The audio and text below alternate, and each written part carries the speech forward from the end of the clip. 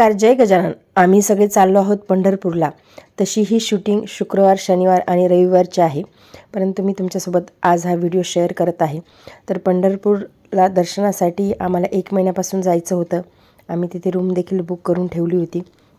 आणि असं म्हणतात की आपण जर का म्हटलं की पांडुरंगाच्या दर्शनाला जायचं आहे, तर पांडुरंग देखील आपल्या भक्तांची वाट बघत असतो. ही जी मंदिराच्या बाहेरच्या दिशेला समाधी आहे, ही संत चोखामेळा यांची समाधी आहे. आणि आतमध्ये संत नामदेव पायरी आहे आणि संत नामदेव महाराजांची पायरी तिथे आहे. आणि तिथे संत नामदेव महाराज यांनी समाधी घेतली आहे.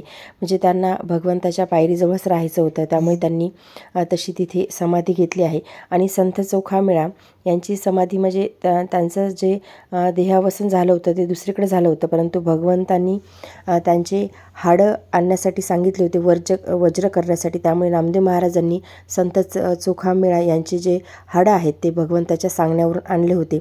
इथून संपूर्ण मंदिर आतल्या दिशेने दिसत आहे. आणि पांडुरंग जे आहे ते आपल्याला इथे जरी उभं राहिलं तरी सरळ पांडुरंग दिसतात, परंतु तिथे जाण्याला एंट्री नाही, तिथून बंद आहे ते. त्यामुळे एकतर आपल्याला बारीमध्ये राहावं लागते किंवा मग मुखदर्शनासाठी तिथून गेल्याच्या नंतर आपल्याला साक्षात पांडुरंगाचं दर्शन घडते, जो विठेवरी उभा आहे आपल्या भक्तांच्यासाठी. तर हा जो मंदिराचा परिसर आहे हे दुसरं गेट आहे. म्हणजे इकडून नामदेव पायरी आहे आणि संत चोखामेळा यांची समाधी आहे. मंदिरामध्ये आपल्याला फोन अलाऊ नाही, त्यामुळे लॉकरमध्ये फोन ठेवावे लागतात किंवा मग आपण जिथे रूम बुक केली आहे, जिथे आपण स्टे केला आहे, तिथे फोन ठेवावे लागतात. तर त्यामुळे पूर्ण शूटिंग मी करू नाही शकली. जेवढं म्हणजे माझ्याकडे फोन होता तेवढ्या याच्यामध्ये मी शूट केलेलं आहे. तर इकडे मंदिराच्या उत्तरद्वाराला म्हणजे मुखदर्शन घेऊन आल्याच्यानंतर थोडंसं वरती गेलं की तिकडे जगद्गुरू संत तुकाराम महाराज यांचं भक्तालय आहे. आणि तिथे जेवणाची व्यवस्था देखील केली आहे. तिथे महाप्रसाद मिळतो, रोज 12च्या नंतर सुरू होतो. तर तिथे फ्री असतो, म्हणजे मंदिराकडून तो प्रसाद वाटण्यात येतो. जसं शेगावच्या संस्थानाकडून प्रसाद दिला जातो तसंच इथे प्रसाद दिला जातो. तर तुम्ही कधी गेलात तर तुम्ही इथे महाप्रसाद हा घेऊ शकता. आणि खूप सुंदर छान या जेवणाची टेस्ट असते, म्हणजे प्रसाद असल्याच्यानंतर काही बघायलाच नको. तर इथे आम्ही देखील महाप्रसाद घेतला. आणि त्यानंतर आम्ही गेलो शेगाव संस्थानचं जे मंदिर आहे गजानन महाराजांचं पंढरपूरमधलं.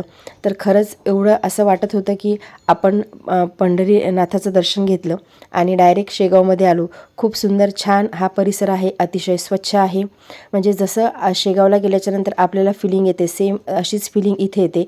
जे शेगाव संस्थानाचे जे मंदिर आहेत ते सगळं आपल्याला सारखेच वाटतात. त्याचे कलर, मंदिराची बांधणी, भक्तनिवास हे सगळं खरंच खूप सुंदर आणि छान आहे. त्यामुळे तुम्ही देखील पंढरपूरला गेलात तर गजानन महाराज संस्थानचं जे मंदिर आहे, महाराजांचं जे मंदिर आहे तिथे नक्की जा, तिथे दर्शन घ्या. तिथे राहण्याची देखील व्यवस्था आहे, परंतु तिथे असं आहे की आपल्याला तिथे गेल्याच्या नंतर नंबर लावावा लागतो भक्तनिवासासाठी.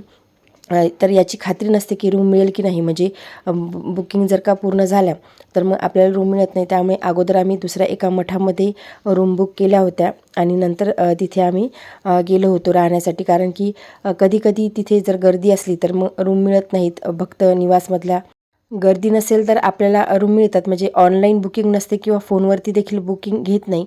तर तिथे जाऊनच आपल्याला रूम बुक करावं लागते. तर आपण थोडंसं सोयीने गेलेलं कधीही चांगलं, एक ऑप्शन कधीही राहण्यासाठी ठेवलेलं कधीही चांगलं. इथे श्रीरामाचं मंदिर आहे, खाली ध्यान मंदिर आहे. खूप सुंदर छान परिसर आहे हा, म्हणजे खूपच छान वाटते. तिथे गेल्याच्या नंतर एकदम प्रसन्न वाटते. आपण डायरेक्ट पंढरपूरमधून शेगावमध्ये आलो आहोत असं फिलिंग आपल्याला येते. इथे खूप सुंदर राधाकृष्ण यांची मूर्ती आहे. इथे स्वच्छता देखील चालू आहे. जे शेगाव संस्थानचे मंदिर आहे तिथे प्रत्येक ठिकाणी असंच खूप सुंदर छान प्रसन्न अनुभव येतो. मन अगदी प्रसन्न होते. आपल्या डोळ्याचे पारणे फिटतील एवढं सुंदर आणि छान हे मंदिर आहे. तुम्ही जर गेलात तर नक्कीच इथे जा आणि तुम्हाला राहायची व्यवस्था असेल तुम्ही राहू देखील शकता. आणि त्यानंतर आम्ही चंद्रभागेमध्ये गेलो. म्हणजे सकाळी आम्ही स्नान करून आलो होतो चंद्रभागेमध्ये अगदी 4-4:30 वाजता, परंतु मुलांना न्यायचं होतं त्यामुळे परत मग चंद्रभागेमध्ये गेलो. खूप सुंदर छान प्रसन्न वातावरण आहे पंढरपूरचं. म्हणजे तिथून येण्याची खरंच इच्छा होत नव्हती की आपला हे जे काही भौतिक जग आहे किंवा हा काही आपला जो प्रपंच आहे त्यापासून थोडं एक 3-4 दिवस दूर पंढरीनाथाच्या सानिध्यामध्ये खूप प्रसन्न छान वाटत होतं. पांडुरंगाच्या सानिध्यामध्ये मुलांनी देखील खूप मस्ती केली चंद्रभागेमध्ये. आणि सध्या चंद्रभागेला पाणी कमी आहे उन्हाळा असल्यामुळे. परंतु जेव्हा आषाढीची यात्रा वगैरे असते तेव्हा चंद्रभागेचं जे संपूर्ण जो पात्र आहे ते भरलेलं असते. त्यामुळे अजूनही छान वाटत असेल. म्हणजे आषाढीला तर आपल्याकडून जाणं शक्य होत नाही पांडुरंगाच्या दर्शनासाठी, परंतु थोडा असा जर वेळ असेल तर नक्कीच पंढरपूरला दर्शनासाठी जाऊन यावं. कारण पृथ्वीवरचं भूवैकुंठ आहे पंढरपूर. त्यामुळे वर्षातून एकदा तरी पंढरपूरला पांडुरंगाच्या दर्शनासाठी जावं. कारण की पांडुरंग हे आपले मायबाप आहेत. आपण शेगावला दर्शनासाठी 3-4 वेळेस वर्षातून जात असतो. श्री गजानन महाराज देखील पंढरपूरला पांडुरंगाचे आज्ञा घेऊनच त्यांनी इथून प्रस्थान केलेलं आहे. त्यामुळे महाराजांना सांगून, महाराजांना सोबत घेऊन वर्षातून एक वारी तरी पांडुरंगाची घडावी. पांडुरंगाला हीच प्रार्थना करावी की वर्षातून एक वेळ तरी आम्हाला दर्शनासाठी नक्की बोलव. त्यानंतर आम्ही गेलो इस्कॉन टेम्पलमध्ये. इस्कॉन टेम्पल देखील खूप सुंदर आहे. खडकी पुलावरतीच आहे. जेव्हा आपण पंढरपूरमध्ये एंट्री घेतो त्याचवेळी इस्कॉन टेम्पल लागते. तिथे खूप सुंदर राधाकृष्णाची मूर्ती आहे. त्यासोबतच त्यांनी हे छोटे छोटे मिनिचर बनवून ठेवलेले आहेत. हे संपूर्ण जी बाललीला आहे श्रीकृष्णाची ते दाखवतात. त्यासोबतच वृंदावनचे जे सप्तनिधी आहेत ते देखील जे त्यांनी प्रगट केले आहेत ते देखील इथे ठेवण्यात आलेले आहेत. म्हणजे संपूर्ण फोटो लावलेले आहेत, चित्रण केलेलं आहे श्रीकृष्णाच्या बाललीलेचं. त्यासोबतच जे भगवान श्री विष्णू आहेत, श्रीहरी विष्णू आहेत, त्यांचे जे अवतार आहेत त्यांच्या अवतारांचं संपूर्ण असं POPमध्ये त्यांनी पिक्चरायझेशन केलेलं आहे. खूप सुंदर छान आहे. विठ्ठल रुक्मिणी आहे तिथे. विठ्ठल रुक्मिणीची अतिशय सुंदर आणि सुबक प्रतिकृती आहे. त्यासोबतच श्रीकृष्ण रास करताना गोपिकांसोबत ते आहे. त्यानंतर श्रीरंगमचे जे श्रीनाथ आहेत त्यांचं देखील फोटो आहे. जगन्नाथ भगवान आहेत. म्हणजे बरेचसे असे जसं डोळ्याचं आपलं पारणं फिटेल एवढं सुंदर छान इस्कॉन टेम्पल इथलं आहे. चंद्रभागेच्या तीरावरतीच आहे. तुम्ही चंद्रभागेवरती जर असाल तर तिथून बोटने देखील येण्याची व्यवस्था आहे इस्कॉन टेम्पलमध्ये, किंवा तुम्ही बाय रोड जर गेला तर मग बाय रोडने देखील आपल्याला येता येते. एवढं सुंदर छान हे इस्कॉन टेम्पल आहे. म्हणजे भरपूर अशा गोष्टी आहेत ज्या पंढरपूरमध्ये बघण्यासाठी आहेत. मठ देखील आम्ही बघितले, पण त्यावेळी ॲक्च्युली आमच्याकडे फोन नव्हता. म्हणजे कुणाकडेच फोन नव्हते. सगळ्यांनी फोन रूमवरती ठेवले होते. त्यामुळे त्याचं शूट मी करू शकले नाही. हे महाप्रभू आहेत जे विठ्ठलाच्या दर्शनासाठी आलेले आहेत. म्हणजे तसं विठ्ठलाच्या गळ्यामध्ये भेट घेतात असा फोटो तिथे आहे. आणि त्यानंतर हा जो आहे हा बाहेरचा संपूर्ण परिसर आहे. इथे देखील जेवण मिळते. सकाळी 11-12च्या नंतर इथलं जेवण सुरू होते. तर तुम्ही इथे येऊन देखील तुम्ही जेवण करू शकता. अगदी जवळच आहे. तुम्ही जर का जवळच्या एरियामध्ये जर का रूम बुक केली तर तुम्हाला इझिली या सगळ्या गोष्टी बघता येतात. ही चंद्रभागा आहे. चंद्रभागेकडून त्या साईडने देखील आपल्याला बोटने इकडे येता येते. आणि चंद्रभागेच्या तीरावरती संत पुंडलिक जे आहेत ज्यांनी विठ्ठलांना विटेवरती उभे केले आहे त्यांचं मंदिर देखील आहे. साईडला त्यांच्या आईवडिलांचं मंदिर देखील आहे. ते आम्ही बघण्यासाठी गेलो नाही कारण ते खूप दूर होतं. जेव्हा चंद्रभागेला पूर येतो तेव्हा संपूर्ण ते 2 मंदिर आहेत ते झाकल्या जातात. त्याच्यासमोरच भीमा नदीचा उगम आहे. म्हणजे भीमा आणि चंद्रभागा एकत्रच आहे. संपूर्ण पंढरपूर जर का आपल्याला बघायचं असेल तर एक 3-4 दिवसाचा निवांत वेळ हवा.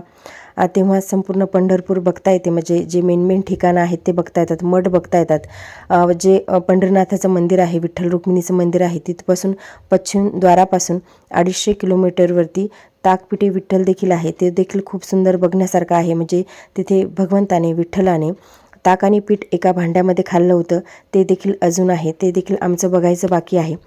पश्चिम द्वाराच्या दिशेने कृष्णाचं खूप सुंदर मंदिर आहे. गणपतीचं मंदिर आहे. म्हणजे ह्या छोटेच मंदिर आहेत परंतु खूप सुंदर छान आहेत. ज्ञानेश्वर महाराजांचं मंदिर आहे. मुक्ताबाईचा मठ आहे. त्यासोबतच निवृत्ती महाराजांचं मंदिर देखील खूप सुंदर आहे. म्हणजे वास्तू ह्या खूप जुन्या आहेत परंतु खूप सुंदर छान पद्धतीने बांधलेले आहेत. म्हणजे आपल्याला कळते की एवढा जुना वास्तू असून देखील एवढ्या सुंदर छान कशा बांधलेल्या आहेत. तर तुम्ही गेलात तर नक्की बघाल. कारण थोडा वेळ कमी होता आमच्याकडे. मुलं देखील सोबत होते त्यामुळे थोडासा प्रॉब्लेम झाला बघण्यासाठी. पण खरंच खूप सुंदर, छान, प्रसन्न वाटलं पंढरपूरला जाऊन. म्हणजे आपण देहाने जरी घरी आलेलो असलो तरीसुद्धा मन पंढरपूरमध्येच असते.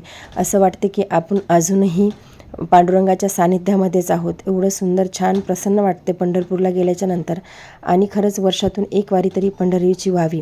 महाराजांच्या कृपेने ती झाली आणि अजूनही पांडुरंगाच्या कृपेने आणि महाराजांच्या कृपेने वारीचा योग नक्कीच येईल. जय गजानन.